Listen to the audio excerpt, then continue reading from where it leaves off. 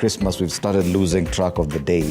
So, but today I think it's Wednesday. Yes, Wednesday, the 6th of December, 2023. How hot is the coffee where you are? It promises to be another dry day. Highs of 26 degrees Celsius, lows of 16 degrees. Once again, only 5% chance of precipitation. Niliwaambia jana hakutanyesha na kukunyesha. Leo pia hakutanyesha, kukinyesha tuongee kesho. Fred, it was drizzling in the morning. Where? Hiyo sio mvua.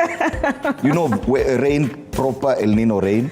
Acha kunyesha, you know that is dew. You can place a bet on that. Whatever happens early in the morning is what you call the falling of dew. Can we bet on air? That it won't rain? That it will rain. It won't rain. I'm saying it won't rain. I'm saying it will rain. Okay, fine. And it's very good to have you here on Morning Cafe this 6th day of December 2023. Of course, a great show lined up for you this morning. And of course, you can be part of this conversation on TV47 News, on X, TV47 Kenya. On Facebook, the hashtag is Morning Cafe. And an interesting discussion there at around 8 a.m. with the mountaineer James Moore here. You know, Fred, I was hiking some years back, and when I hiked Mount Kenya since then... you don't say. Yeah, I got a scare. So I hope by the end of that conversation, I get my passion back. You need your courage back to try and go up Mount Longonot. Oh yes, oh yes. All right. Flora Limuke. I remember social media pages on X, TV47 News, and on Facebook, TV47 Kenya. My personal Twitter or X handle is @FredIndimuli and @Flora_F. @Limuki_F. Yeah. Oh, yes. Let's take a look at this top story this morning. Now, Margaret Nyakango, the control of budget, is facing numerous charges of fraud, false pretense, and operating a SACCO without a license. These charges before Mombasa court yesterday. Nyakango, who was presented to court by law enforcement officers, was later released on a 2 million shilling bond with a comparable surety, or on an alternative cash bill of 500,000 Kenya shillings after making an appearance before the Mombasa Local Chief Magistrate Alex Ithuku on Tuesday, December 5th. And as Mike Kagongo reports, Nyakango, who assumed office as a control of budget in 2020, denied all the charges. The controller of budget, Dr. Margaret Nyangate Nyakango, found herself in unfamiliar territories as she was charged with 4 fraud-related offenses before a Mombasa court. In the first count, Nyakango was charged with conspiracy to defraud contrary to Section 317 of the Penal Code. She is accused of falsely defrauding Claudia Mweni Mutungi a total of 29 million shillings in diverse dates between November 1st of 2019 and May 1st of 2020 by pretending to operate a genuine investment in form of a SACCO. Nyakango was also charged with operating a SACCO Society Limited without a valid license from the SACCO Regulatory Authority on diverse dates between November 1st of 2019 and May 1st of 2020. She was also charged with a third count of forgery, where it is alleged that with intent to defraud, she forged Claudia Mweni Mutongi's signature on December 2nd, 2019 at a SACCO society within Mombasa County. However, the controller of budget pleaded not guilty to the 3 counts before Mombasa Chief Magistrate Honorable Alex Ithuku. Ithuku granted the accused a surety bond of 2 million Kenyan shillings with an alternative cash bill of 500,000 Kenyan shillings. The court further issued summons to Dr. Nyakango's 10 core suspects, including Jackson Ngure Wanchao, Susan Kendi, James Makena Wanyage, John Mushira Kidhaka, Jane Karu Ntanyi and Muthoni Elfas, Joan Chumo, Masi Ndura Mukasa, Gregory Mwangangi Milo and Michael Kipkuruya also on the investigative department's radar. The matter has been scheduled for mention on December 13th. Summons to issue that is against the other 10 who are not in court today. We will mention this matter on 13th of December before this court. The defense will be supplied with, of course, the charge sheet, any statements. The arrest has, however, received mixed reactions owing to her consistent criticism of excessive spending of public funds. In October, during a session with the National Dialogue Committee NADCO at the Bomas of Kenya, the Controller of Budget criticized the Treasury for the economic downturn in the country. Nyakango, presenting before the panel led by Kimani Ichung'wah and Wiper leader Kalonzo Musyoka, alleged that the Treasury tripled the salary of state officers and made payments to them outside of the official payrolls.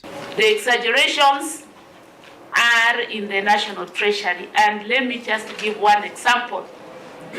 When I was doing the budget for Consolidated Fund Services, this is where my salary is paid from. I found out that my salary was budgeted at 3 times what I'm paid.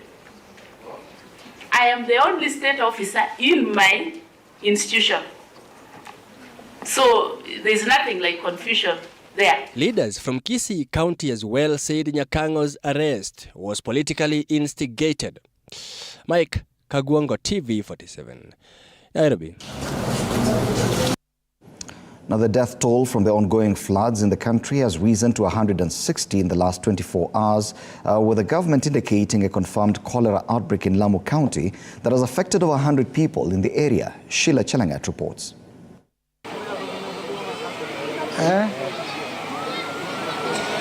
For close to a month, this has been the situation here in Tana River County. The over 11,000 people affected by floods here have been forced to leave their homes. However, to residents here, this is not an unfamiliar situation. They recount having suffered from such floods in 2018 and 2020. Tuko na floods ya kutoka kwa mto, kuna flash floods kutoka Ukawakambani pia zinafyeka watu. Kwa hivyo shida yote iko Tana River na tunataka serikali imulike Tana River kama vile iwezekanavyo ili kuokoa hii jamii ambao kwa wanaona hivi saa hizi. And despite having a village relocation program launched in the area, the emergencies occasioned by floods have gotten more intense. Many here now calling on the government for a permanent solution that would have residents residing along the River Tana move permanently to higher grounds. Meanwhile, in the country, in the past 24 hours, 6 people have died, raising the flood's death toll to 160. More than 529,000 people have been displaced, while 67 schools have been damaged by heavy rains. 5 schools are hosting internally displaced households. So they are part of the camps that we're talking about. And 28 schools have experienced destruction of learning and teaching materials, another 28 for that, for your record, while another 16 have reported contaminated water sources. For example, if they are using borehole, it is not fit for human consumption. Government spokesman Isaac Mwaura announced that the outbreak of cholera disease has been confirmed in Lamu County. The toll on health is alarming, marked by a confirmed cholera outbreak that has affected 105 individuals and has resulted to 3 fatalities. 19 counties in the country have been affected. However, delivering aid in some of these areas remains a challenge. Kenyans continue to be urged to avoid crossing flooded rivers due to the ongoing forecast of intensified heavy rainfall in some parts of the country. Sheila Chelangat for TV 47. The High Court has halted the plan by the national government to register and issue new IDs to Kenya's famously known as Maisha number. The suspension follows an application filed by Katiba Institute, which sought to restrain the government from executing or further executing the issuance of the IDs. The institute wanted the government to first conduct a data protection impact assessment past Section 31 of the Data Protection Act before going ahead with the exercise. In another ruling by the judiciary that has thrown the spanner in the works for a big executive project, Justice John Chigeti has agreed with the petitioner Katiba Institute, which is against the implementation of the new digital ID rollout. The petitioner had argued that a data protection impact assessment was not done and gave orders halting the rollout temporarily. In its petition, Katiba Institute argued that the government, and in particular the Ministry of Interior, had not conducted adequate public participation before proceeding with the planned rollout. The launch of the Maisha Number program was set to commence this month. The Maisha Number includes a unique personal identifier, UPI, a random and unique identifier for individuals. The new system uses biometric data, specifically the iris or fingerprints, for verification. If enrolled, the identifier will serve Kenyan citizens from birth and enable them to access various government services using a single identity. This means, therefore, that the UPI will serve as the NHIF number, NSSF number, and a driving license number. In the event of death, it will also serve as the death certificate number. The program, however, has been met with public criticism. In addition, the Maisha Number program has also faced various setbacks. The registration exercise, initially set for October, was postponed with no reasons given, just a few hours after the kickoff announcement was made. The postponement came to an end in November when the government announced the commencement of the pilot phase. According to PS Professor Julius Bitok of Immigration and Citizen Services, new ID applicants and those seeking replacement would be issued with Maisha Number during the pilot phase. The case will be mentioned on February 6, 2024. George Maringa, TV47, Nairobi.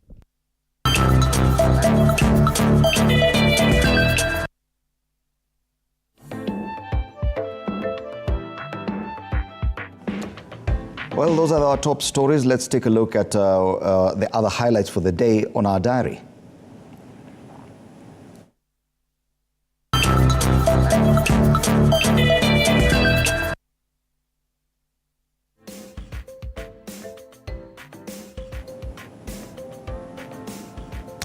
Well, and on our today's diary, the Cabinet Secretary for Agriculture, Mithika Linturi, will appear before the Senate plenary this morning to answer questions regarding his ministry.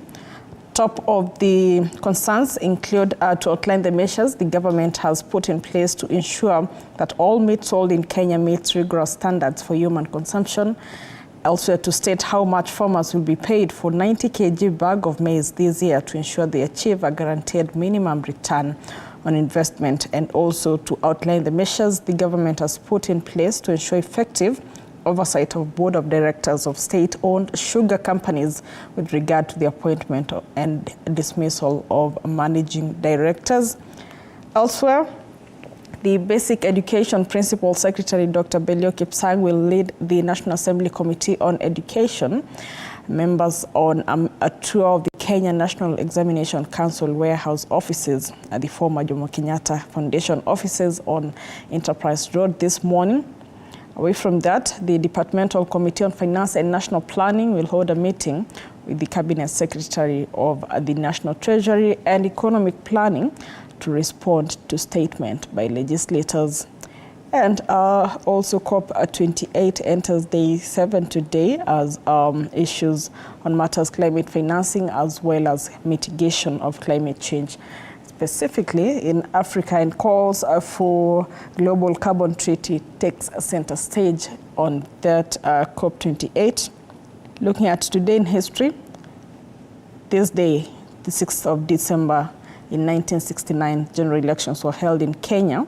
The first since independence in 1963, the country has became a de facto one-party state after former President Jomo Kenyatta had banned the Kenya People's Union on 30th of October, with Kenyatta's Kenya African National Union, KANU, being the sole party to participate in the election.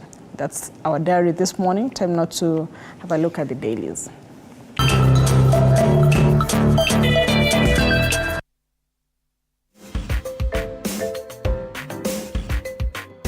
Let's go straight to the dailies, and on the Standard today, the big headline, blow after blow as court serves Ruto bitter pill.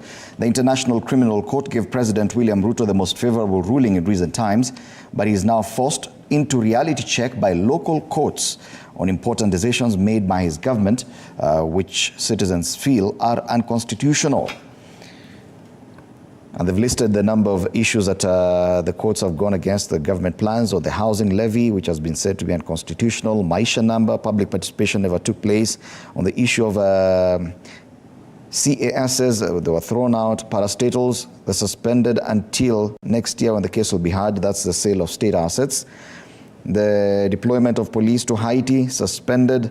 Finance Act, parts of it was said to be unconstitutional, and logging declared null and void. And yes, a photo of the president appearing to point at the Attorney General. If at all the government is failing in the corridors of justice, you know, the chief advocate for the government of Kenya is indeed the Attorney General. The other big story, of course, a civil matter that sacked in-budget boss Margaret Nyakango, who has been critical of government as controller of budget, found herself in the dock over claims of operating an illegal SACCO. That story is on page 2. It's perhaps the biggest talking point coming from yesterday with her arrest and subsequent arraignment in Mombasa. In the enterprise pullout inside the Standard, when larger-than-life CEOs become victims of their own success. Yes, that's inside the Standard. The other highlights on the top strip of the Standard this morning: Kenya seeks 500 billion shillings to plant 15 billion trees. In business, borrowers hit hard with high interest rates. And in sports, Junior Stars saunter into finals after beating Tanzania. Congratulations to the Junior Stars. Let's flip over and take a look at matters EPL. Ten Hag hoping to get a helping hand from his misfiring Stars, and a number of late evening games scheduled for tonight for lovers of the English Premier League: Palace, Bournemouth, Sheffield United, Liverpool, Brighton, Brentford, Fulham, Forest, Aston Villa, Man City, Everton, Newcastle, and Tottenham West Ham will be tomorrow. Yesterday was Luton versus Arsenal, and of course Arsenal came out on top, 3-4.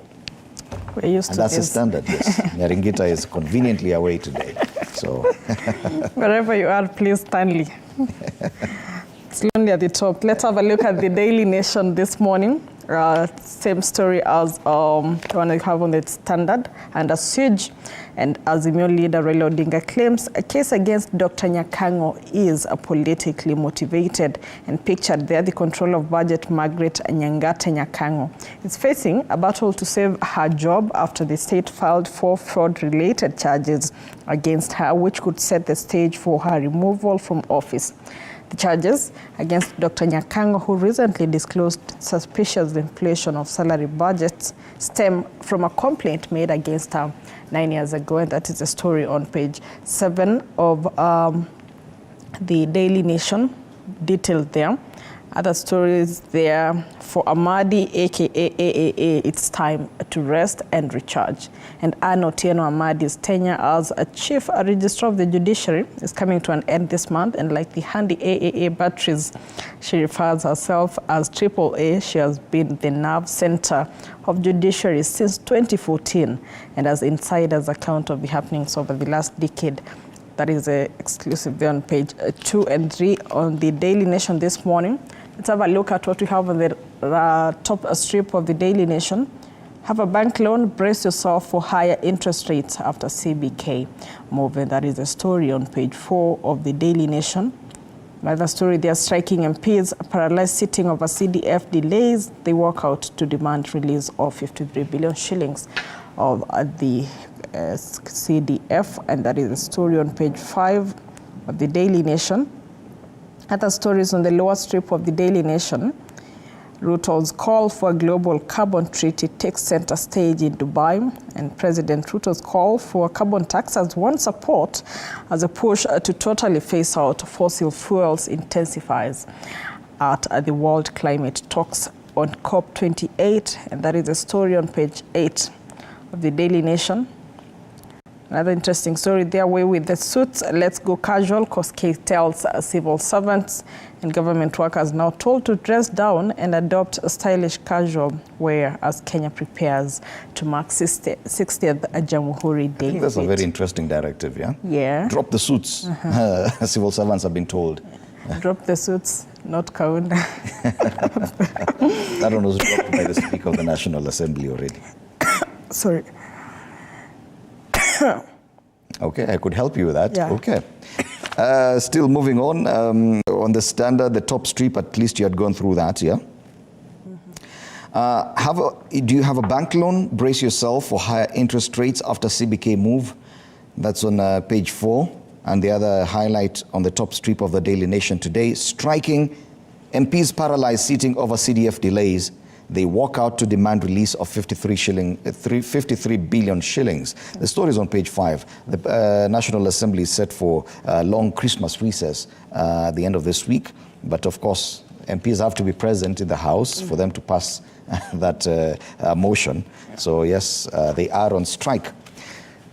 Flip over onto the back page. Ruto holds talks with Indian leaders in state visit. A picture there of President William Ruto, his counterpart, the Indian president, Draupadi Murmu. And, you know, many Kenyans don't think India has a president. We only know of the Prime Minister, Narendra Modi. Yeah. But the president is a lady. There's a photo of President Ruto and the Prime Minister of India, Narendra Modi, and a lady in between, and that is the President of India, Draupadi Murmu.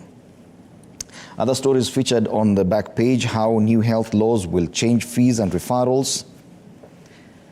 And yes, state suffers another blow as court blocks Maisha number rollout. That's the other headline on the back page of the Daily Nation. And yes, that is the Daily Nation today. Well, let's have a look at the Business Daily. Reading it because it's linked to what we just saw on the Daily Nation. There must default fears as CBK loan rate hits 11-year high. And interesting there, the PS for National Treasury, Kamau Duge, how former central bank governor bungled the Kenyan shilling. And once again, a story of how the previous administration is to be blamed on whatever we are going through. Other stories there on the right strip of the Business Daily. Kenya companies cut jobs for the third straight month. And away from that, puzzle of parastatal boss holding 8 public jobs.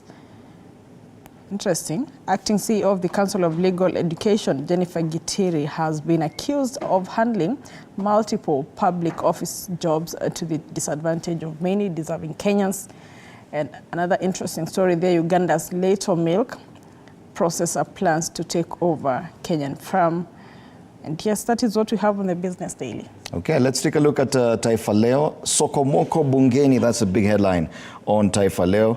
Habari kuu pale kwenye ukurasa wa mbele wa Taifa Leo. Sokomoko bungeni, wabunge wa hapa kuahirisha likizo yao ya miezi miwili kulalamikia kucheleweshwa kwa fedha za NGCDF. Jana waliondoka bungeni kwa hasira na kuvuruga kikao cha alasiri wakilalamikia hatua ya serikali kuchelewesha kutolewa kwa fedha za hazina ya ustawi wa maeneo bunge NGCDF. Habari kamili kwenye ukurasa wa pili. Vidokezo vingine, mdhibiti wa bajeti yashtakiwa. Kwingineko, gavana Motoni kuajiri waliostaafu.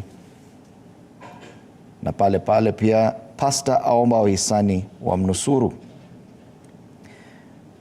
Tukiangazia pale juu kwenye ukurasa wa mbele wa Taifa Leo, koti yazima Maisha namba. Na kwingineko, viongozi wataka simba wala watu warudishwe. Wasema mabaki hayo yanahifadhiwa Amerika yaweza kuwa kivutio cha watalii hasa kwa county. Yes, the man eaters of Tsavo. Na hizo ndizo habari zilizopewa kipaumbele kwenye Taifa Leo hii leo. Well, let's have a look at the Business Daily. Ruto judge is the top headline on the People Daily this morning.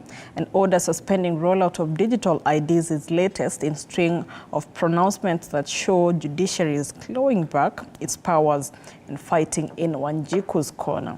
And that is a story on page 4 of the People Daily. Similar headline there on control of budget, denies fraud charges. And elsewhere, cost of loans are set to shoot up after jump in CBK rates. And that's other stories there on the top strip of the People Daily. Kenyan lads shoot their way to finals. That is a story on the back page of the People Daily. On the Star, the top headline there, court strikes at heart of Ruto's legacy projects. And yes, digital IDs, sale of parastatals, housing levy, among other projects that have been stopped. And yes, another story there, their son get well soon, elder tells a tortured initiative. And also on the top strip of the Star this morning, still on Nyakango, approve arrest and prosecution of budget agency boss Nyakango. Other stories there on the left strip of the Star this morning.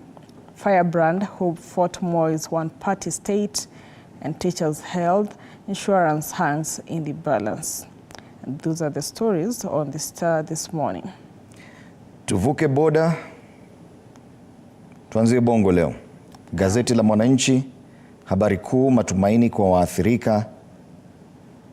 Shughuli ya kuwatafuta wanaohofiwa kufunikiwa na tope ya shika kasi. Wanajeshi, vikosi vya uokoaji waingia mitaani. Ndugu waanza kuzika waliofariki. Rais Samia kutua Hanang. Ni janga la mafuriko kule Hanang, na wanajeshi 1265 waongoza uokoaji. Picha pale za janga hili kule Hanang. Habari zingine kwenye ukurasa wa mbele wa Mwananchi, mguu alioondokea Chongolo kuibua zama ngumu CCM, masuala ya Chama cha Mapinduzi. Kwingineko, sera uagizaji magari nje kuangaliwa upya, na Daktari Chaote asema mwili wa Msuya ulikuwa na matundu 26 ya risasi. Hizo ndizo habari zilizopewa kipaumbele kwenye jarida la Mwananchi kule Tanzania hii leo. Let's have a look at the Daily Monitor in Uganda. The top headline there, soldiers arrested over plot to overthrow government. And UPDF soldiers attacked the armored brigade headquarters in Masaka. 2 police officers, pastors and teachers are among suspects indicted for treachery, which under the army law is punishable by death, and forming a rebel group to topple the government.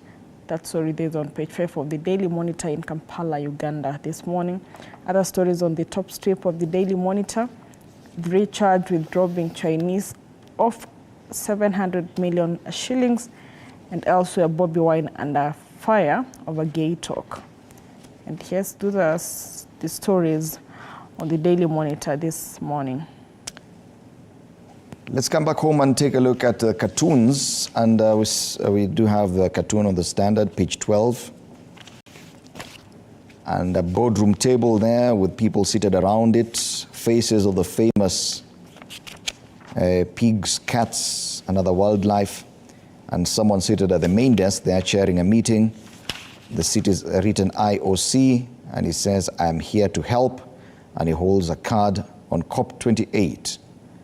And it's an irony about how different people may just be looking to benefit from this discussion about climate change and climate mitigation, even at the ongoing COP28 summit in Dubai.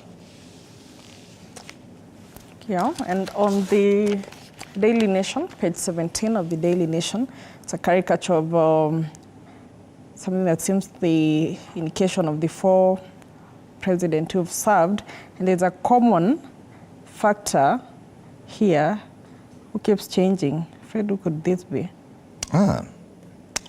It's very, very interesting. Yeah. It's a chameleon that has been present through. It just keeps changing color depending on who is on the top seat. And you can see days of KANU, days of Mwai Kibaki, days of Uhuru Kenyatta, and now in the reign of William Ruto. And there's a chameleon that has kept, that remains constant. Yeah. And it looks very much like one the top union, workers' union boss, Francis Atwoli, who keeps changing color throughout through the different administrations for decades on end. And it is that is a cartoon on the Daily Nation today. Interesting. All right. After the break, we'll be looking at State of the Nation. This morning, we'll be having. We still do have the cartoon on the People Daily. Yes? And yes, that's a cartoon on the People Daily on your screens. What is next after KICC? Matters privatization of state assets. Bei ya jioni. Name your offer. That's yes, a mega sale of Kenya. Kenya on sale unaambiwa bei ya jioni, name your offer. What next? What is next after KICC? That's Tano's take on the People Daily on matters sale of state assets and the raging debate. Interesting cartoon there. And that wraps it up for the cartoons this morning. Remember that after the break, we'll be having this discussion, State of the Nation. Our guest this morning will be hosting governance expert Harun Isak Hassan and Javas Bigambo on this panel to discuss issues and big headlines that concern you. You can join the conversation through our social media on X at TV47 News and on Facebook at TV47 Kenya. You're watching Morning Cafe.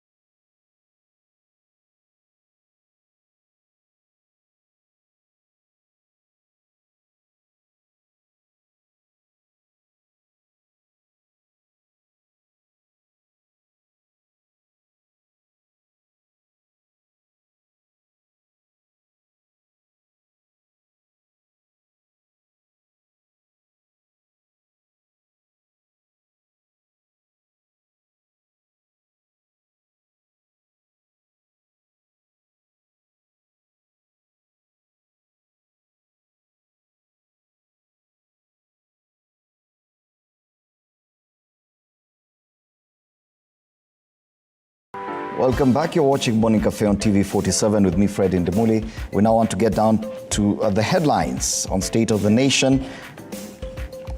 Interesting headlines, but very common across all dailies today. That issue of the arrest and arraignment of the Control of Budget, Margaret Nyakango, making it to the front pages of most of the most of the dailies today. The other big story is the issue of courts and the kind of judgments they've been giving on plans by government. So we'll be looking at that and a lot more with my panelists this morning. We're privileged to have Harun Isaac Hassan, governance expert in studio. Good to have you in studio, Karibu sana. Thank you. Also with us this morning, Javas Bigambo, governance expert. Good to have you in studio. Thank you so much.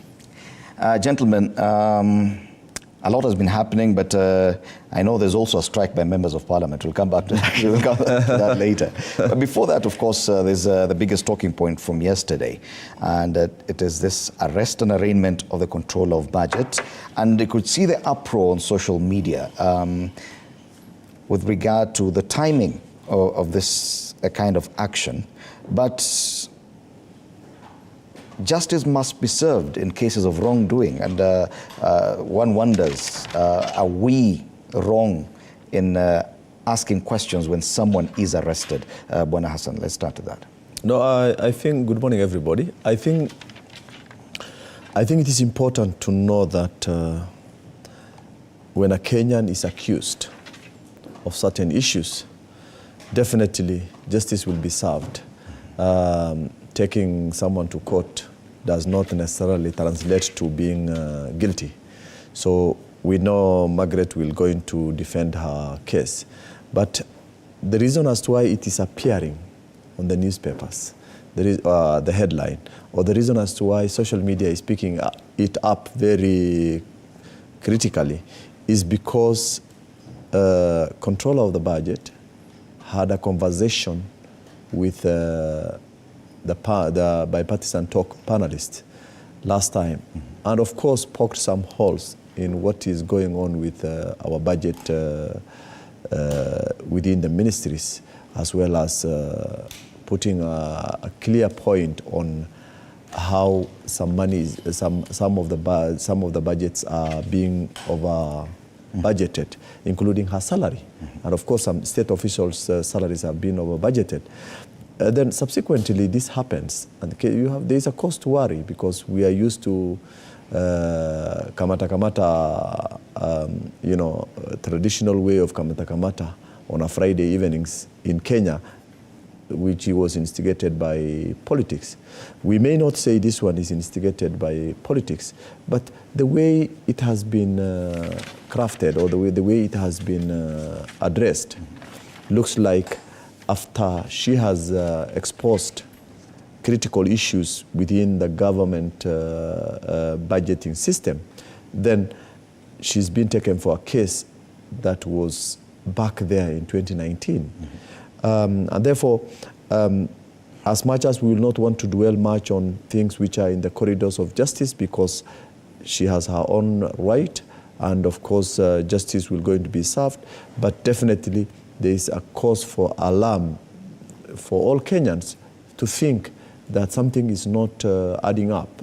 Therefore, I think the bottom line is that as she proved her case, is it that the government will want to push her out of her office just because she exposed some of the things that are very critical?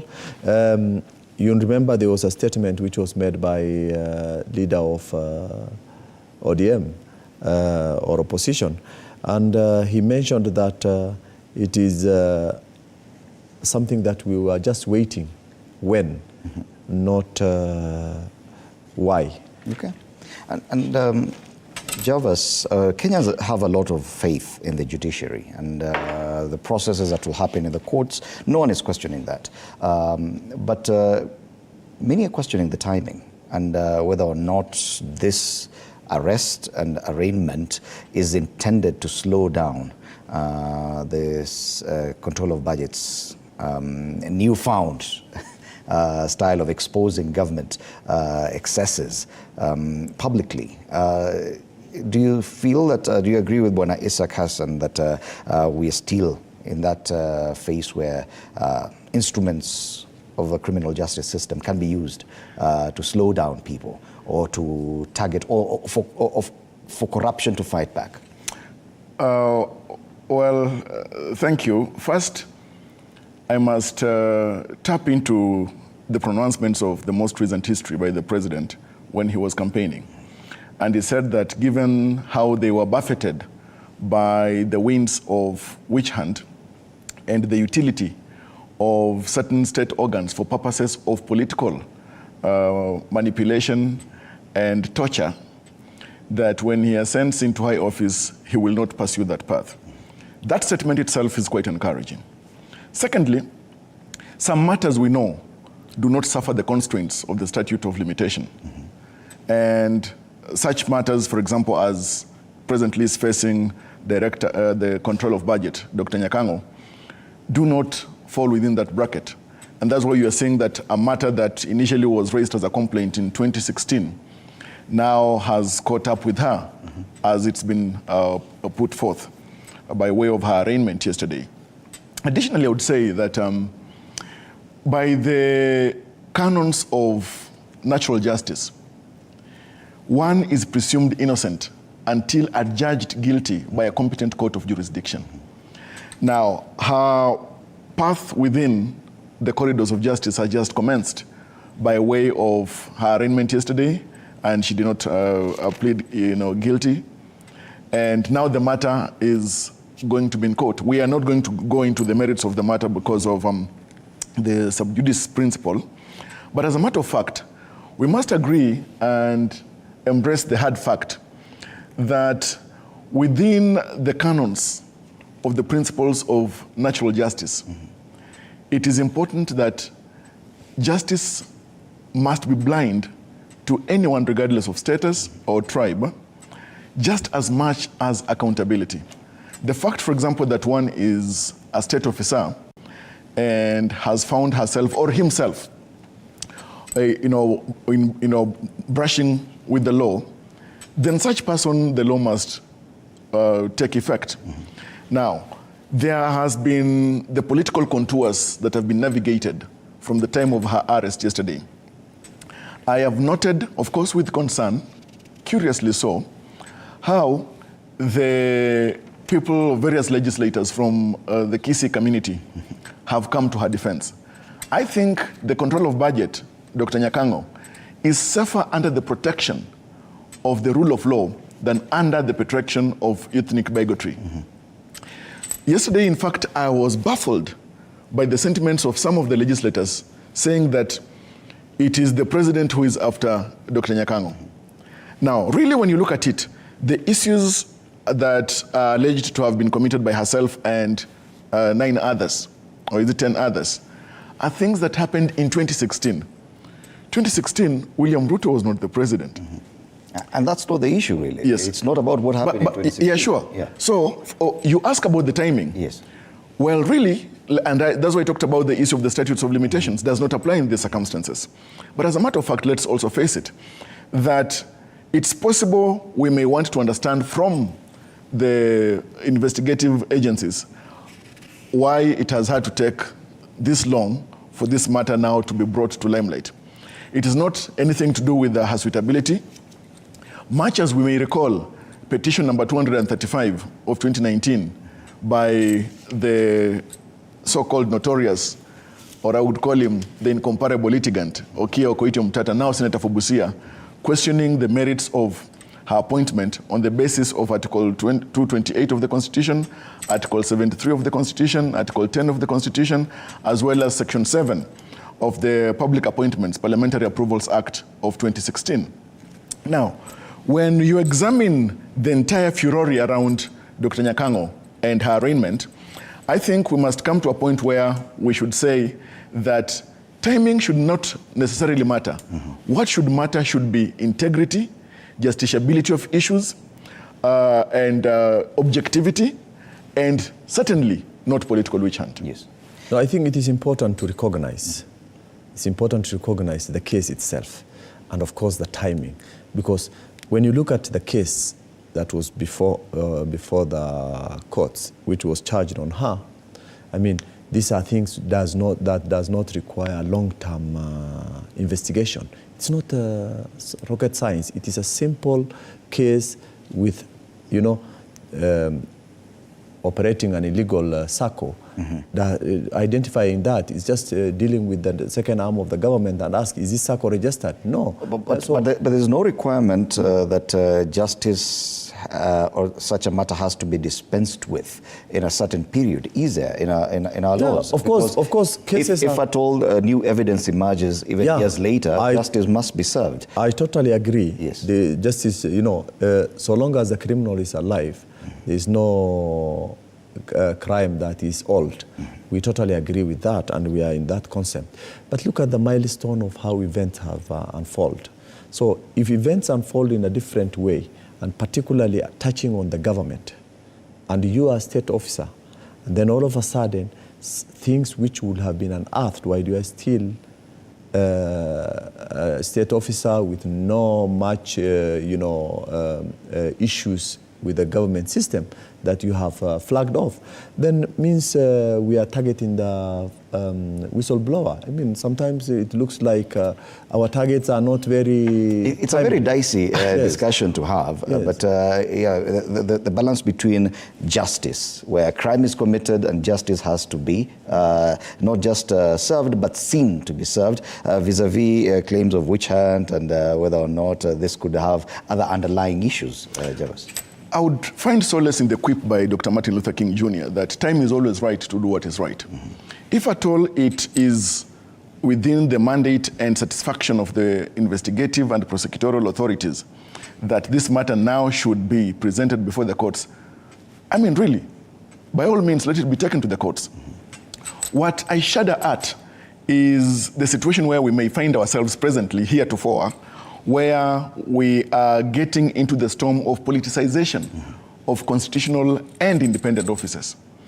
If at all, as now the twist has taken, the issue of now parliamentarians coming in to allege political witch hunt and ethnic witch hunt, etc., that now it's the kisses that are being hunted out of office, I think that is now a very slippery and dangerous path. In fact, where I sit, the politicization of constitutional commissions and independent officers itself, in my view, is assailing the Constitution. I am an originalist. I believe that there must be proper wisdom and objectivity in going back to the root, the original thought as to why the framers of this Constitution determined that certain officers should be independent. And by way of politicians trying to meddle into affairs around these independent officers itself is spitting at the very original thought of the framing of this Constitution. Okay. And because the matter is already before court, we'll leave it to the courts to determine the matter. Of course, public sentiment will continue as it should. But allow us to move to another story, and it's interesting. It's featured on the front page of the Daily Nation on the top strip. Striking MPs paralyzed sitting over CDF delays. They walk out to demand release of 53 billion shillings. Now, there were interesting scenes, and Taifa Leo puts it interestingly. On the front page, the big headline is Sokomoko Bungeni. Yes, Sokomoko Bungeni, given the kind of, okay, fine, probably light-hearted jostling there and scuffling as MPs try to block the majority whip from accessing the chamber. Now, this issue of CDF, because MPs have over time always claimed that this is not a big deal, and the only involvement we have when it comes to CDF is in our role to oversight government projects as well at the constituency level. But 2 days before their scheduled Christmas recess, you see how deeply entrenched and how important, how vital CDF is to these MPs. It is the only thing they seem to be to agree on across the aisle. Don't you think that this probably, the NGCDF, because yesterday there was another, in the dailies there was a story about this bill, about Conflict of Interest Bill 2023, which would, if passed, would bar members of parliament from discussing anything to do with the NGCDF. Don't you think that sometimes the CDF and the fact that MPs are involved in the CDF dilutes the role of Parliament, and they tend to focus more on these funds? CDF has remained a political tool on the ground where MPs use CDF money to manipulate their supporters. This has been from the beginning of the time when CDF was introduced. We know very well CDF is unconstitutional. That has been proved in many of the courts. And now, in the recent talk, you remember one of the things that they said is that this has to be put in within the Constitution, or it has to be, an act has to come that will go into, massage and purify the CDF process that has been in the corridors of court. I know very well MPs have their role as a legislature, representing people who have elected them, but CDF is not part of it. Their role will have been an oversight, if at all there is anything to be done. They are going on recess, and one of the targets that they have, we speak from the ground. We understand how CDF is being used. This is the time that they are going on recess, and this is the time they want to go and reward their political supporters with few contracts as they break and go to their constituencies to provide, to interact with their constituent. Therefore, it is unfortunate for lawmakers to first strike in the August House, because the August House is supreme. It's where laws are being made, and we respect anyone who represents us in that house to behave in a more civilized manner. The other thing that we expected is that as a lawmakers, they were supposed to craft their own way of establishing laws or acts that will going to protect the CDF. They didn't do it. So if they want to rely on the national government to give them a favor or threaten the executive mandate in terms of supporting their policies, just because they have failed to replenish them with the CDF money for this quarter, then it's unfortunate, because that is a way of bargaining, using a bargaining power. It's like workers who come out, demonstrate, and fight for their right, just because that's the only way they are able to communicate. Yes. If they fail to do it through the normal routine procedures that are in place within an institution. But again, unfortunately, the way our lawmakers have behaved, it's not a very good reflection for the country, because if you see social media, how they have articulated the behaviors of our members of parliament, striking, the word being used, striking. Striking is not a very good word for people who we know have been taken there to represent everybody. And if our children and other people who are within the country view parliament behaving that way, then I think every person in this country, as much as we say you have the right to demonstrate, I don't think if that is applicable to members of parliament. And it's unfortunate that from where I sit, with the move that the members of parliament have done in paralyzing the sitting is unfortunate. Okay. But there's something to be said about something that has already been declared unconstitutional by the laws. We are yet to entrench CDF in our laws, yet it would appear it is the main role of parliament now, that members would rather not legislate or represent, but have CDF. Well, Mr. Ntumuli, I would say that we must be the better angels of logic and sobriety. And in so doing, we must find great courage and enthusiasm in the pronouncements of the Supreme Court when it adjudged CDF Act 2013 as unconstitutional. Because, and as the ratio of that decision with the Supreme Court held, that members of the August House are actually accountability holders. They play oversight roles.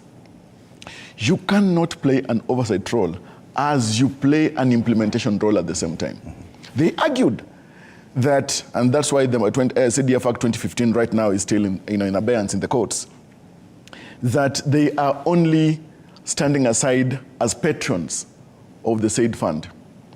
But if at all they are mere patrons, why are they pushing for it in the manner that they are doing it with such unmatched agility? It tells you that there is some sinister move and interest. In fact, like biblical David, parliamentarians are using the CDF as a rock in the sling against the Goliath that their opponents are, just as he has indicated. And that's the most unfortunate thing. In fact, just yesterday, I learned and I saw, perhaps all of us have, it should have been reported in one of the dailies today, that members of the Nairobi County Assembly are angling to impeach Governor Johnson Sakaja on the basis that he has not released bursaries. And now because of that, bursaries, remember schools are closed, that because they have not released bursaries, the county has not released bursaries, the county executive, he should be impeached because he's not releasing bursaries, executing his mandate, and the city is not clean, according to them. Now you see already, members of county assemblies are learning from members of parliament that you can use this fund as a political tool for hunting and hounding an executive out of office.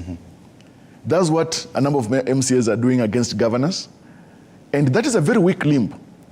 Now, as we are discussing all this, remember that the report of NADCO is yet to be deliberated by Parliament and endorsed or otherwise, or amended, whatever. But remember that one of the recommendations in the NADCO report is that CDF Act should be entrenched, NGCDF should be entrenched in the Constitution. There should be the Senate Oversight Fund entrenched in the Constitution.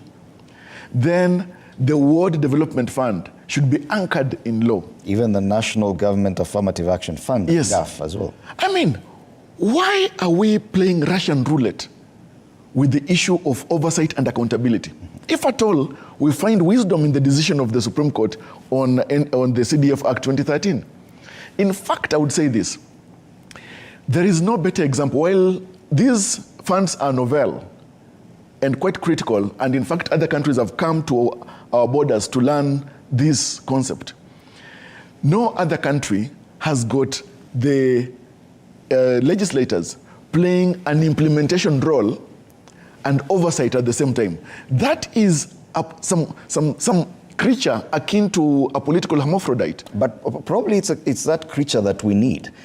Probably because that is our understanding as a country, that probably that serves our needs better than the other roles prescribed for the members of the National Assembly. We'll discuss that after the break. Remember, you're watching Morning Cafe on TV47. Do stand by and be part of this conversation on TV47 News on X and TV47 Kenya on Facebook.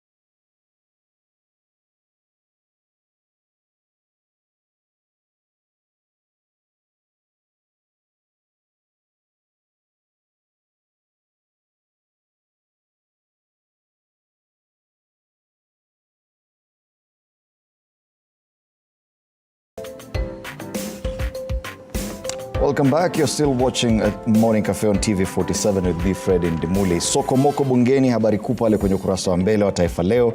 Wabunge waapa kuahirisha likizo yao ya miezi miwili kulalamikia kucheleweshwa kwa fedha za NGCDF. I'm in studio with governance experts, Harun Isak Hassan and Javas Bigambo. And just before the break, we were talking about this issue.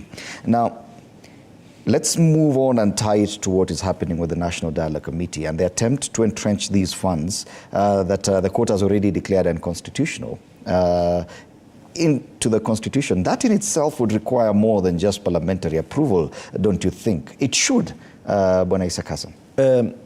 I think there's a quote from the president on the Standard, which says that Kenya can only be better if we become a country of the rule of law. Anything else leads to anarchy and confusion. Even as president, I have limitations and I should respect them. We must all live within our mandates. It is the rule of law, not the rule of man. Yet is the one who has proposed entrenchment of some of these funds. I think I like this quote. As much as he has proposed, maybe when he was gaining his political mileage. What now the talk is trying to propose is another CDF scandal because MPs currently are pulling the rope of the executive using the CDF, that if you don't provide CDF, then we will not going to support any of your policies. We will going to impeach the president. We will going to do this. Those are threat tools. Now, if we introduce a Senate oversight fee, fund. And we introduce, or oversight fund, and we introduce ward development fund, that means governors will not going to have an easy time when those funds will not be materializing, or they will not be in the mainstream the time based on the time required. These are tools that legislatures, either the National County Assembly or the National Assembly, will going to use to threaten the executive. So it is not good for us to begin something we know tomorrow will going to hit us back. So I think, as he has stated it, as the president put it very clearly in the quote I'm seeing, then I know he was referring to cases that have been before court on the Finance Act 2023, that he has received a lot of backlash from the courts, corridors of the court. But that should apply to everything. If we have already been told that CDF is unconstitutional, can we allow our legislatures to do their mandate that has taken them to the August House, other than dwelling on one, they are claiming that it is supervisory, we are patrons, and yet they are not patrons. Yet it will be argued that Kenyans do need these funds, that they themselves are demanding for this. They demand, they're already used to the bursaries that they get through the CDF, and some of the development projects that come from those counties that have attempted to have a semblance of a ward development fund. If at all that is a conversation, and if at all that's a need for Kenyans, then the conversation should be whether or not the Constitution as it is really serves our interests. If at all we see that members of the National Assembly and members of county assemblies need a broader role beyond legislation, oversight, and representation, shouldn't we give them that? And yes, as you said, yes, it's not in our laws right now, but if that is what we need, why don't we go for it? You see, Mr. Ndimuli, so much and so many of the recommendations within NADCO report stink to the high heavens. In fact, I'm at pains to understand why, if at all we want to live within the brackets of sobriety and greater progressive nationhood, some things should be accepted and condoned within the NADCO report, except for political whims and interests. One, for instance, the issue of creation of a SIGNET oversight fund. Remember, the same Supreme Court in October 2022 determined that the county assembly is the first-tier institution in oversight of devolved units. SIGNET is a second-tier institution. If at all we want to entrench an oversight fund for a second-tier institution that the SIGNET is, why not entrench such a fund for a first-tier institution that the county assemblies are? Second, the Supreme Court opining that oversight role and implementation and the legislative roles should actually be separated. In fact, we all know that there is wisdom in the doctrine of separation of powers and checks and balances. To what extent can you check yourself, oversight yourself, when you are playing this hermaphrodite kind of role? In fact, let me ask you, have we ever had the legislature, the members of the National Assembly, call CDF committees to the committees for purposes of oversighting them? Nope, because they cannot oversight themselves.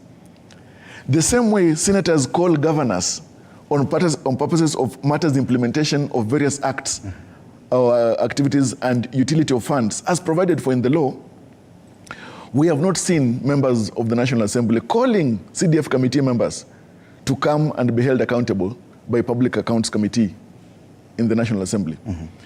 That itself tells you that the National Assembly cannot oversight itself on the matter of CDF. And that's why I agree with the Supreme Court that these roles should be separated. Another thing within NADCO that, as it's been proposed and recommended, that the leader of official opposition should be created and have 2 deputies. And then the position of a Prime Cabinet Secretary entrenched in the Constitution without a deputy.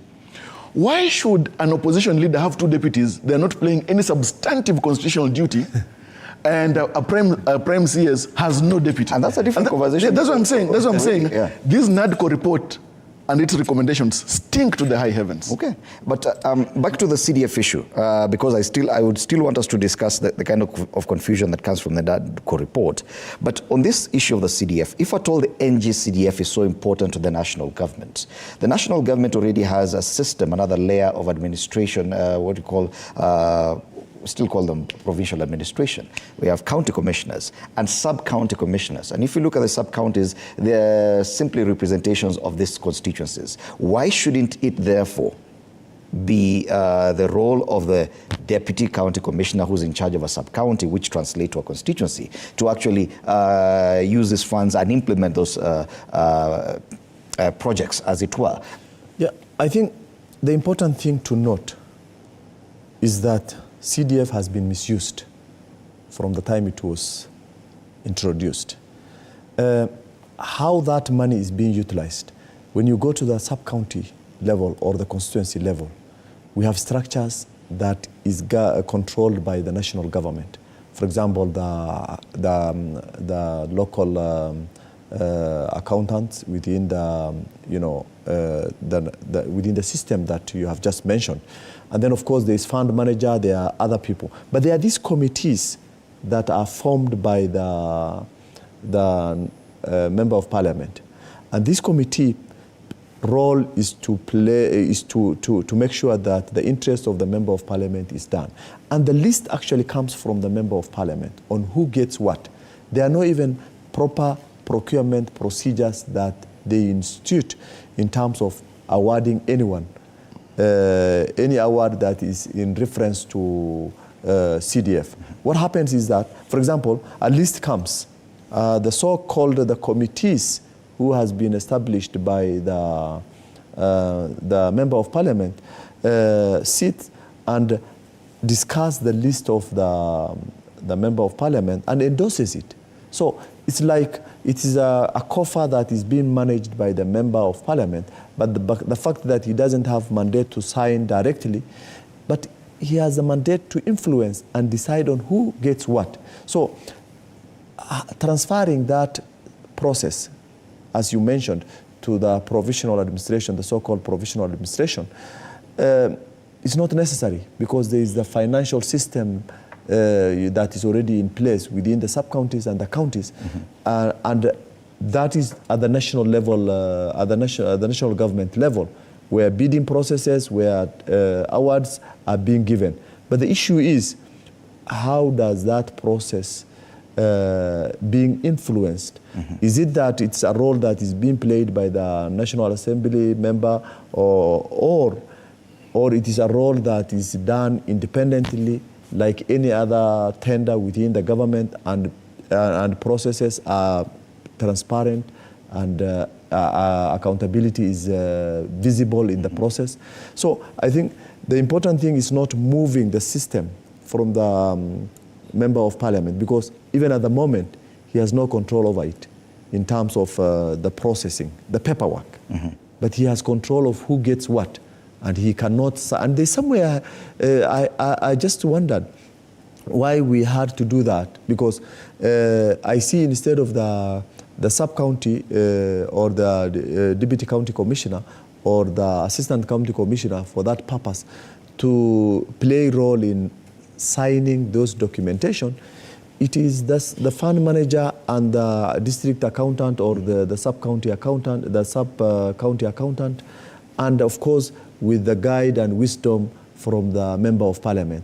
So it's not that we are lacking system. It is the way this thing has been put into the system, and the way members of parliament taking it as their own. It's their fun. The concern is that we appear to be adding layers upon layers of administration. We already have a very high costs emanating from the governance structure that we give ourselves. The devolved units are already very expensive. But now we are adding another layer on top of another layer. The county administration or provincial administration is already expensive. Yet we still have confusion. And back to the discussion that you had started, 13 years after the promulgation of this constitution, we are at a point where we are totally confused about what exactly these systems mean and what kind of system we want. The leader of official opposition with 2 deputies, a prime minister's position, the fact that we are not really sure if we're going for a presidential system, purely presidential, a parliamentary system, or a mongrel of some sort. And we now want to do some patchwork on the constitution to remedy this confusion. We went through a very rigorous process to birth this constitution. Do you think it is time that we have a proper relook at the constitution and not just do patchwork, if at all we feel that there are things that need to be remedied? Not at all. What we are suffering is the ethereal yearnings of the political elites in this country and pursuit of such their ethereal yearnings. As a matter of fact, the political elites have been the worst midwives in our democratic order in this country, because they are pushing narrow sectarian interests as opposed to the interests of the collective. Now, just a few months ago, Kenyans went to the streets, driven by the opposition, about the costs of unga, which pushed the both sides to get to have the NADCO constituted, as presently has been. Now, after the NADCO report, yes, the cost of unga has varied a bit, has gone down a bit. I have not had a single member of Azimio mention the word unga since the NADCO report was released. Now they're talking about the issue of referendum. Goalposts shifting. That's what I'm talking about. The midwives that are political elites taking us to the labor ward that is for their child and not the child that we want as a nation. So we are struggling 60 years after independence, Mr. Dumuli, we are struggling with the character of our nationhood. Because we, the ordinary people, are not at the sanctus sanctum of nationhood and its drive, but we have abandoned such responsibility to the whims, interests, and priorities of the political elites. In fact, we are late in blaming ourselves. And we must pinch ourselves even harder, because we abdicate our responsibilities and duties and trust so much the narrow yearnings of political elites. And that's why we find ourselves here. Now, today, when you go to carry out a sport check across the country, parents who cannot pay school fees for their children, some have transferred their children from certain better schools to other level kinds of schools because of the hard times we're living in. Farmers who are getting year after year reducing yields, do they care whether we have a parliamentary system or a presidential system? They don't. When there's a mere say that we must decide whether we want a parliamentary and push towards a parliamentary system, that is not a national priority. It is not, and it must not be. Now, let me ask you, while the issue of electoral reforms is quite crucial, as even has been proposed and recommended by NADCO report, let's ask ourselves, the moment the IEBC gets to be fully constituted, as it shall be perhaps in the next several months, the IEBC Commission, led by the commissioners, will have to prioritize its interests. 1, electoral reforms. 2, the issue of delimitation of boundaries. And then later on, the issue of a referendum. Remember, we don't even have a referendum act in Kenya yet to guide through matters referenda. So now, within this period of 5 years, Mr. Ndumuli, we want IEBC, as it shall be constituted, to carry out electoral reforms as was proposed and recommended by the Supreme Court in the Presidential Petition 2022 judgment. Second, conduct delimitation of boundaries of parliamentary units and ward units. Third, conduct a referendum, and then 2027 conduct an election in these hard economic times. Are we joking as a country? But what are our priorities? But we still have a right as a country to have these discussions. Hassan. Yes, it is true. We could have this discussion, and as one of my panelists yesterday suggested, there's no wrong time in having the conversation and deciding that, yes, we need to change this, but it does not have to be changed today. That probably we can have the discussion, and at a later point when it is convenient, then go for a referendum. I think he has put it very well. Political elite have a different thinking. We could talk about it. We could have a conversation in regards to what needs to be changed. But political elites, their interest is not to discuss and find a priority and set proper milestone for how those events will unfold. Their priority is to find a way in which they are able to gain their seat again for 2027. And by doing so, they must push for anything that they know will going to set that platform for them to succeed. An example is that, for example, now we are talking about the 2 deputies with the office of the leader of the opposition. How does that contribute to the cost of living that Kenyans are facing now? 2, you may want to change our way of governance. You remember when the constitution was being worked on, or when they were allied, what do we call the team who are looking at the constitution, they proposed 2 options. Do we want to go for parliamentary system, or we want to go for presidential system? And definitely, with all the mix-up of many components of both entity, we opted to go for presidential. Now, we are going back to, the moment you introduce prime minister, it's totally a different game. It becomes a parliamentary system. And if we want a parliamentary system, let's go for it. What if we want something in between?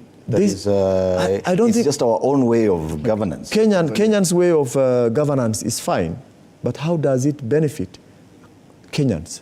You know, we are looking at the interest of Kenyans. There's a whole issue. Are we looking at the interest of? There's a whole issue of inclusivity. Occupy? There's a whole issue of inclusivity, and hence the justification to have more positions at the top to try and ensure that communities are represented through some of these positions. Don't you think it's reason enough to try and widen? Are you trying to say that we go tribal? Because that is not the right way to go if we want to have a future. All countries that have collapsed, for example, neighboring country Somalia has collapsed because of tribal issues. Tribe has never formed basis of proper governance.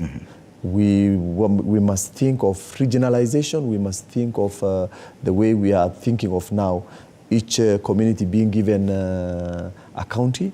That was a mistake that we already made. Because if you don't interact, if you don't have several community members from different ethnic group in one location, even development does not occur. Single community has never shown any change in terms of overall development of any nation. Yet to so I think as much as we want representation and bolt to the top layer there, what will be the role of members of parliament who are representing every constituency. And by virtue of that, every constituency represents one community. Okay. Is it possible to totally ignore the issue of the regions or the communities in Kenya in discussing these issues?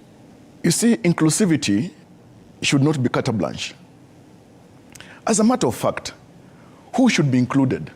We know inclusivity is important, and in fact is a cardinal principle in good governance, as it is in Article 10 of the Constitution. But what is this inclusivity? Is it just an elite term that we want to use against the very original thought of it? Today, it is important to have persons with disability included in governance, and that's why we know it's self-evident in even nominations by political parties. The issue of women, the gender issue, parity issue in the county assemblies, it's been met there. We have not met it at the national level. The issue of the youth, and it's a good thing we are seeing it. We have got women reps today in the Constitution, this thing that's supposed to have a sunset clause. But look, let's face it, we are not actually particularly inclusive. In fact, we are so long in theory and very short in practice. The issue of inclusivity is not about having the executive bloated or major leaders at the national level, a prime minister, 2 deputies, etc., and a number of assistants, whatever we want to call it, and yet people are still poor in this country. We got it wrong even when we were creating counties, because when you look at counties as they are framed, it is along tribal marks. And we still want to get it wrong. In fact, some proposals by some legislators the other day that we create more counties to about, 57, they were creating ethnic enclaves. I mean, how ridiculous do we want to get even further by the example, bad example of our democracy? We want to shred by expansion of our constitution and governance entities just because we want to create tribal chieftains.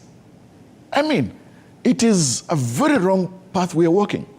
If we want to get it right, let's make sure that, first of all, we are advocating for more funds to go into early childhood education institutions, more funds for TVETs, more funds for the health sector, the way I've seen Governor Sakaja putting more funds in the health sector, creating the first ICU at Mama Lucy and Bagadi, and creating more funds for the younger people to be involved and employed at the county levels. Those are the things we should be doing, to the extent that we should ask at the ward level, how are we taking care of the disabled persons? Now, let me poke holes into our social protection framework. Today, we have got funds that go monthly to the elderly in this country. Let me ask you, who in this country, this moment, at the touch of a button, can tell us the number of old people exactly in this country that receive those funds, the number of old people that have been expunged from that list because they died last month, last year? We don't know, we don't have accurate records. The registrar of births and deaths has not given or availed those records for public utility so that we get to know, because the amount has remained constant, that every month this money goes to the elderly. Some die. Yes. Some leave the country, etc. We have no records, which means that the social protection framework for the past 10 or so years has been a scandal that is just waiting to be unearthed. Okay. So the issue that I'm looking at is that the approach to governance as is being pushed by the political elites is for their self-preservation and interests. Could it be an indication of a weakness in the performance of some, probably, let's say, even the arms of government? A lot has been said about the conduct of this assembly, and we've poked holes on some of their conduct.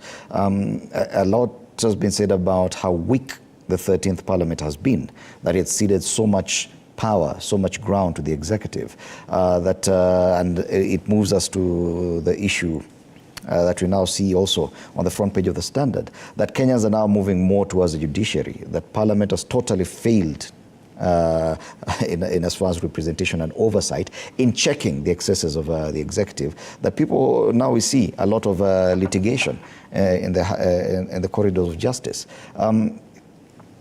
Is this also indicative of the kind of discussion we're having? There's a lot of confusion on what exactly we should have. The leader of official opposition, we don't have a leader of official opposition in parliament. Minority vis-a-vis majority, exactly who was the majority party. There seems to be a lot of confusion. And is it the problem that we're now dealing with?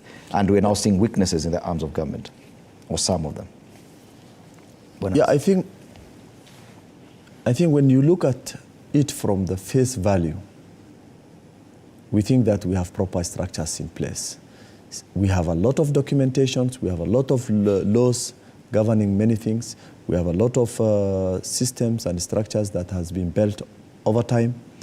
But the challenge Kenya is facing is, are we properly following those structures that we have put in place? The answer is no.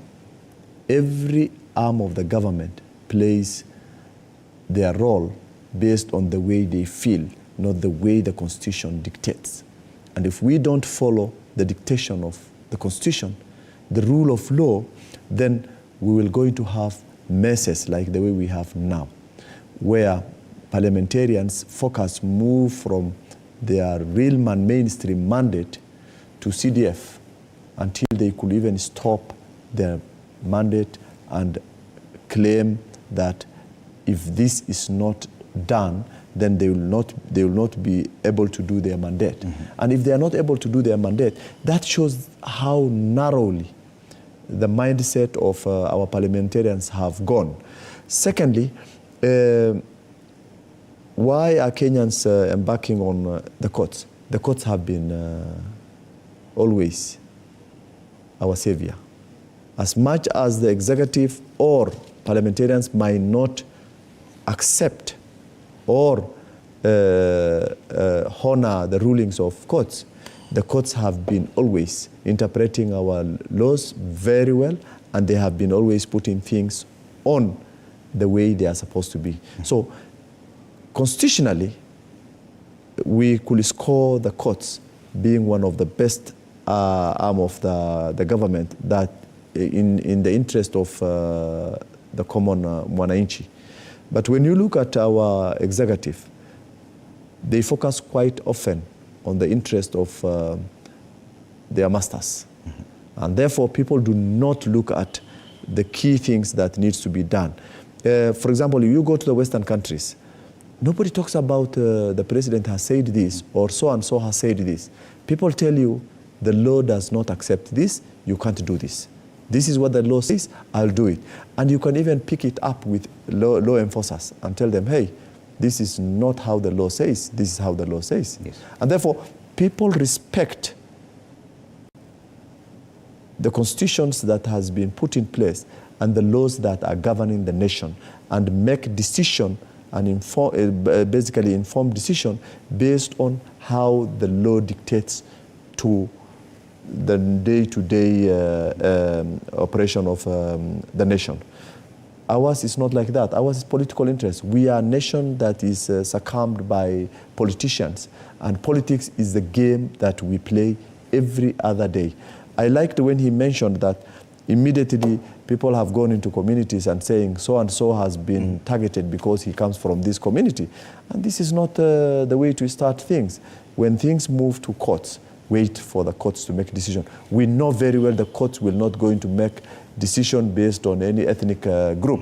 They will going to, they want the person who has brought the case there to prove beyond reasonable doubt that this particular person has this issue with him, and therefore, if it is proved guilty, then of course, so be it. But if not proved guilty, the court will always release you free. Okay. And if we focus on the front page of the Standard, because we've listed some of these decisions made in court that have gone against the government plans, and you see some of them, most of this went through Parliament. The housing levy, of course, through the Finance Act, issues of the CAS, some of them were vetted, the parastatals and the disposal or privatization of government assets. Parliament signed a law, the privatization bill that is now an act. basically abdicating its role of checking that process, issue the Finance Act itself. Surely the conduct of Parliament is reflected on what we see in the corridor of justice now, that a lot of these things could be attributed to the failure of the Houses of Parliament to do their job, hence the kind of litigation that the government has to contend with now. Don't you think that this is a direct show of weakness on the part of the National Assembly? Especially? That is one way of looking at it. The other way of looking at it is the perpetual entrenchment of the rule of law. And in fact, it is quite encouraging what His Excellency the President has been quoted as saying on 14th of September 2022, that we must be sheltered by the rule of law, guided by it forever. That principle by the leader of the executive, the head of state and government, I think should be the true north of how our nation state should be led. As a matter of fact, given that some of these proposals by the president or the executive have been determined as unconstitutional and rendered as such by the courts, and the president has not pronounced himself in a manner of nursing bile against the judiciary, itself demonstrates that President William Ruto is walking a path that is a departure from his predecessor, Uhuru Kenyatta, who in fact we can even list right now about 10 decisions of the courts of what use that is this parliament actually to is part president? on. Of what use would this parliament be to the president? The issues that now I would raise is this. To what extent is the state law office thoroughly functional in service of legal advisory services being rendered to the president? Because remember that the Attorney General is the principal advisor to government. Mm-hmm. So for me, I would point the first finger at the state law office. Mm-hmm. What is happening in the state law office? We need to carry out a gap analysis of the challenges within state law office, because many things cannot be ratified or undertaken by the executive or the government without the legal eyes of the state law office scanning at such legal implications. So for me, I'm looking at the state law office. Secondly, I give it credit to the president for not acting in a manner of impunity by violating pronouncements of the courts. And that's why, for example, the pronouncement of the CASs, when it was thrown out, I mean, we have not seen him push or retain the CSS in office against the pronouncements of the courts. That's what I'm talking about, the place of the rule of law in his regime. And no one is questioning the president's actions. Exactly. We are more concerned about the actions of the National Assembly. Now, so I've pointed out the issue of the gaps within state law office and the office of the Attorney General. Second, I'm looking at the rule of law in pursuit of which it's encouraging by the office of the president. Thirdly, I'm looking at the place of the legislature, Parliament. Its principal role should be legislation. In fact, right now, we should be talking about an audit of the character of Parliament and the various statutes that have been, sections of which have been determined as unconstitutional, null and void by the courts, and yet parliamentarians are not shamed in the slightest by such decisions of the courts. They are rushing and striking because of matters CDF. Today, we are looking at, and I've just read a statement by Dr. Isaac Mwaura, the government spokesperson, about the real state of the nation with regard to El Nino and flooding, which should actually be something that Parliament should be looking at and county assemblies on how they can come up with a legal framework to ensure that Kenyans perpetually do not suffer the indignities of the challenges of flooding or issues to do with emergencies. I have read from his statement that more than 500,000 Kenyans have been displaced so far, and that they have set up close to 500 camps across the country, Lamu, Tana River, Migori, Turkana, and then that about 103 cases of is it typhoid has been reported. Cholera has been reported in Lamu, and the CS for Health is headed to Lamu this morning to see how they can come up with the critical interventions so that it does not become widespread. These are things that should be worrying us, all of us. This should be the state of the nation, and examining what kind of policies do we have and laws that can mitigate against emergencies and such kind of challenges that we are facing than MPs fighting over matters to do with the CDF. Additionally, we Kenyans should be frowning at the character of members of parliament by the approaches they are giving to legislation process, which later on are determined unconstitutional by the courts. Remember even the Access to Information Act, the Cyber Crimes Act, sections of which were determined as unconstitutional. Same as various provisions of even the Finance Act, etc.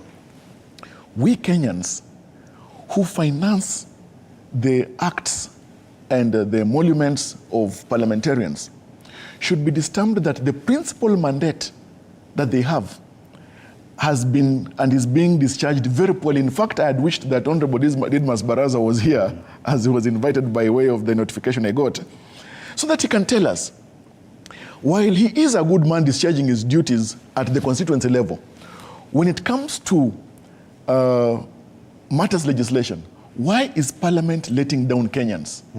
Why is it enacting pieces of legislation that sections of which are being determined as unconstitutional? Okay. Kenyans should frown at acts and omissions of parliamentarians. And give it to the president. He has managed to gain control of both houses of parliament. And that should be a good thing. But of what value to the president would this National Assembly or the Senate be if at all they simply rubber stamp any decision without adding any value, and it eventually ends up in the courts? It would end up as more of a liability to the president, don't you think? Yeah, I think you have said it well. The president has taken several steps in ensuring that both members of the National Assembly, both houses, he has a grip of the two houses. That is the one which has culminated to just rubber stamping and getting things which are not right into the mainstream until the courts prove them that this is not right. As he has put it very well, there are a number of things that indeed will have been addressed prior to either the floor of the House or before it gets into the corridors of justice. Things that require constitutional review and ensuring that these are within the mandates of the Constitution, and therefore by making certain decision from the Parliament or by making certain decision on certain laws and the executive endorsing those laws, there must be certain procedures that audits and looks at all those content of the pieces and parts of the laws that must support specific agendas that is being drawn. But when it goes to the courts, and yet we know we have the legal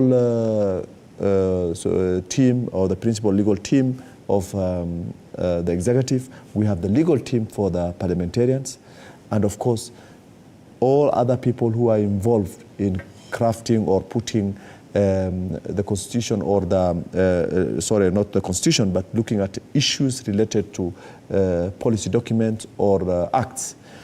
And once this is failed, then it looks like one way or another, the rubber stamping issue is the one which is creating all those crises. Why do we say that? If parliamentarians don't even give a proper look at a document that is before them, and just because leader of the majority says, this is a government document we want parliamentarians to pass, and then there people group in different groupings without looking at the document, looking at things from the perspective of, if the government has placed this document before us, the government must succeed. If they don't succeed, that will go into compromise the performance and the image of the executive. That way, people will not look at the document. The concept of having proper documentation and not losing cost, because every step of every documentation and work that is being done is connected to cost. For example, you see all these judges who are taking these cases before them. they will have addressed other issues, other legal issues that is before them, than addressing these issues which will have been addressed prior, in advance, with, of course, lack of public participation, lack of proper legal and technical team viewing the document, and of course concentrating on the content of the document when it is the floor of the House, has created a lot of unnecessary expense for Kenyans, taxpayers. Yes. And therefore, I think the performance of members of parliament must be questioned. Yeah. Number two, we do not have any history where our members of parliament have been called by the electorate. From the time of independence, I can't remember any, if any of you can recall that. That means that we electorates don't care also on checking the performance of the member of parliament you are sending there. That way means the whole of our system is not going the right direction. Last time I contested for a member of parliament seat in Mandera West. And one of the things that was in my mind, if I made it, if we'll have made it to the August House, is actually to scrap the CDF. I know I will have been a Lone Ranger. Very unpopular. Very unpopular. Yeah. But I think anything that has been repeatedly said that's unconstitutional, the Kenyan government should not advocate for that. We must respect the Constitution and the rule of law so that we are able to have confidence in the systems that we put in place. Yes, and any system is as good as its weakest link. And if at all the system of governance, the balance of power between the houses or the institutions of government, executive, judiciary, and legislature, for them to work properly, it means they should all be working at optimum at least. The fact that we are now pointing out the weaknesses in one of these institutions mean that we could be overburdening the other. That now Kenyans are moving more and more towards the judiciary. Is there a risk there that, and he points out that probably we are putting too many, giving too much work to the judiciary. Is there a weakness or a risk in that? Well, there is the risk of judicial overreach. Because if the judiciary gets to be too powerful and have its way and sway, then the risk of judicial overreach and itself becomes a risk and a major challenge in governance. Just the same way when we have got parliamentary dictatorship or overreach, just as the same way we get to have dictatorship when there's executive overreach. That balance of power, checks and balances, the equality of these arms of government is what creates a very rational, reasonable, and progressive democracy. In fact, today we appreciate even the fourth arm of government, that is the constitutional commissions and independent officers. But look at what is happening to our constitutional commissions. Since 2007, when the Kenya National Commission on Human Rights delivered its report titled On the Brink of the Precipice about the post-election violence, from that time, the Kenya National Commission on Human Rights and all constitutional commissions, the Chapter 15 commissions, have been choked by way of budgetary constrictions by Parliament. Yet the same Constitution tells us, instructs Parliament to ensure sufficient budgetary allocation for constitutional commissions. Today, I'll tell you, carry out a spot check of the budgetary allocation to the Kenya National Commission on Human Rights and all constitutional commissions. They are annually having insufficient budgets. In fact, they are sustained by donor funding. Yet we've got Parliament there. For political expediency and reasons, and selfishness, and whimsical pursuits, they have ensured that constitutional commissions do not conduct their constitutional mandate because of political fears. And that is why, if at all we release these constitutional commissions to discharge their mandates as intended by law, ensure the judiciary conducts its duty, and Parliament and the executive, I can assure you that we will be walking slowly to political paradise. But because we have, as I said earlier, abdicated our civic duties and civic thoughtfulness and being thoroughbred political activists in our nature, we are all seeing these challenges. Today, Even people, for example, extracted from the Nyanza region or the Luo community cannot call out Raila Odinga because he is our man. Those from Kikuyu land cannot call out a Kikuyu leader because she is or he is our Kikuyu leader. For example, Martha Karua dismisses by the wave of the hand and says that the entire NADCO report is unacceptable and should be rejected in total. She is a lawyer without even saying that I have examined the report and I agree with it to this extent and disagree with it to this extent. What kind of leaders do we have in this country? Now, you look at it and see, for example, what has come out of the courts, where various decisions, they have rendered certain sections of statutes unconstitutional. We are not calling out the Attorney General's office and asking ourselves, we pay you properly and sustain you in office.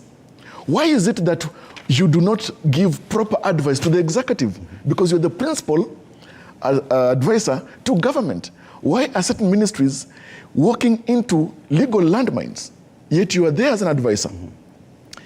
In fact, we should start carrying out an audit beyond the issue of Attorney General being a political tool. What is it for purposes of public benefit? Are we seeing various attorneys general beyond the issue of the generalities of self-evident incompetence of that office? But don't you think that probably it's an opportunity because there seems to be a very poor understanding of the provisions of our Constitution, that probably we need more time, more interpretations, and that can only come from the courts, that the more we present these questions to the judiciary, the more we get to understand the law? Yeah, that's right. That's right. I think there's a gap in terms of understanding properly the Constitution. But is that the only arena to use? I mean, why don't we do an audit of the Constitution, and legal team meets, technical team meets, and interpret the whole Constitution so that we have it in blueprint? But is the Constitution the problem? Probably, if that is what others claim, that could be the issue, that they are not able to interpret it. If these serious decisions are being made at that high level in government, it means that at some point even the state law office lacks some proper understanding of the provisions. I think our problem is not the Constitution. Our problem is respecting the Constitution. Our problem is corruption. Our problem is loyalty. And where there is loyalty, you become blind. When you see someone has been given some money, for example, just a simple thing. Today, I give you some little money and I compromise you. That is called compromise. By virtue of being compromised, 80% of your decision is influenced by the Compromise Act. You only have 20 to control yourself, to see whether you are able to fit the things within the confine of the law. And therefore, I think the biggest challenge we have is political loyalty, both at the National Assembly as well as the executive, where when the executive wants to roll out something, nobody will want to look at it keenly. Even the Attorney General's office, they might be having other challenges in that they had been told to push this because it is the government directives. No. In fact, it's not the executive that advises the office of the Attorney General. It's the other way around. Yes, but... And that's what I'm saying. For me, the problem is not with the executive so much. The problem is with the office of the Attorney General. Right. That is what we must examine. And the other thing is that we make cosmetic laws that we do not follow through. Let me give you an example. We have got the issue of wealth declaration by state officers. Have we ever... Now you say when somebody is coming into office, we say, fill these forms, declare your wealth. And periodically, annually, we tell those persons to fill other forms. Annually, public servants and state officers. Once they are exiting offices, do we carry out an audit of the wealth declaration forms that they have submitted vis-a-vis the actual or perceived wealth that they own, whether personally or through their proxies? Okay. That's what we should be doing. It's the same thing that you could say about public participation. I mean, we have a deficit in terms of implementing our constitution or regulations that are within the system. an example he has just mentioned. Is it an issue of comprehension? But I think it's not about competency. It's about doing it as it is and respecting it. Because if you don't do it as it's required, then it means that you are able to manipulate it. And the manipulations can only be discovered when audit comes. Mm-hmm.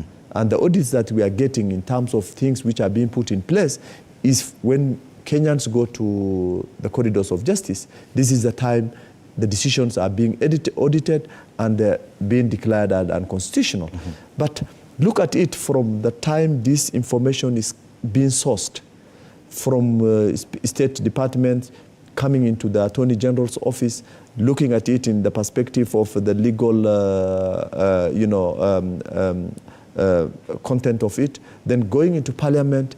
I tend to think the whole process that is affecting our legality or documentation that is being proved unconstitutional by the judiciary is because we don't give attention to the processes that we take through that documentation until to the extent that now audit is being done at judiciary and judiciary confirms that this is unconstitutional, and that is why we will not going to accept it. As we come to the end of this conversation, I'd also want you to comment on the issue of public participation, because on this proposal to privatize some state assets, the Treasury has invited Kenyans to take part in a public participation session or process, but yet we see that the provisions in the law when it comes to public participation, it should be ideally through Parliament. I don't know how else it can work, and the fact that Parliament has abdicated its role. And it's the same problem that we still do not have a mechanism of taking into account whatever views are presented by members of the public. I think public participation is not the problem. The problem is exhaustive and satisfactory public participation. Mm-hmm. From 2015, the Kiambu Finance Act decision by Justice Odunga, through the various decisions by Court of Appeal and even the Supreme Court on the intricacies of public participation and how satisfactory it must be conducted, mm-hmm. the publicity and the availability to information. Remember that the Constitution guarantees the right to access information for every Kenyan. That is where the problem is. For instance, on the issue of the privatization, mm-hmm. now we all know that by way of Privatization Act 2023, and even the manner in which privatization program has to be run and executed, that is not the problem. The problem is not the law itself. When you audit the provisions of law that have been followed by even National Treasury, the issue is, for instance, and what the courts have provided, I think up to February next year, on the issue of privatization, the issue is public participation can be conducted at various spaces. For example, National Treasury should conduct its own by way of availing information, mm-hmm. carrying and calling out on members of the public to avail themselves in particular locations that can be accessed that are central for majority of people in that area. You cannot, for example, carry out public participation in a county in one spot. Mm-hmm. Counties that are as huge as Narok or Kajiado, somebody cannot come from Leshuta mm-hmm. to come to Narok town for public participation exercise in Narok town. So for me, that's what I'm saying. There are various mm-hmm. levels, stratification of public participation. And when Parliament is conducting public participation, mm-hmm. Legislation, it conducts public participation. When a state department carries out an issue of public interest and implication, there must be public participation. So for me, the issue is the extent and depth of public participation, and to the extent in which it must be satisfactory. Okay. That's where we have got gaps. Okay. No, I think finally, how are we carrying out our public participation? I think there is one gap that I always see. You proactively ask, you highlight the issues of concern and tell the public to bring in their input. But that's not the way to do it.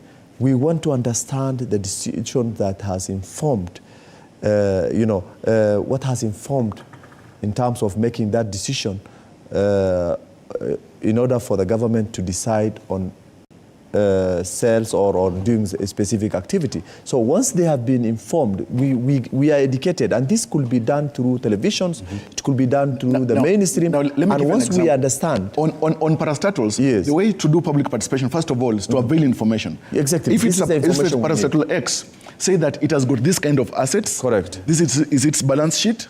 This is why we are losing so much money and the government cannot send so much money there for its sustainability. Okay. And this is why we need to dispose of part of the assets or it in whole. So I think indeed that is the fact, that information must be there. Must be availed. Must be availed. Secondly, we must give time. Okay. Where there is no time in terms of understanding, reflecting on the whole issues and giving out feedback, we must be informed that this takes this duration, and it shouldn't be rushed like the way we have seen several things being rushed. Okay. Thirdly, we must be informed of the majority decisions, or rather the majority information that has been given out by the public, so that when you are making certain decision, then we must know the other part of the public in terms of what they had to say.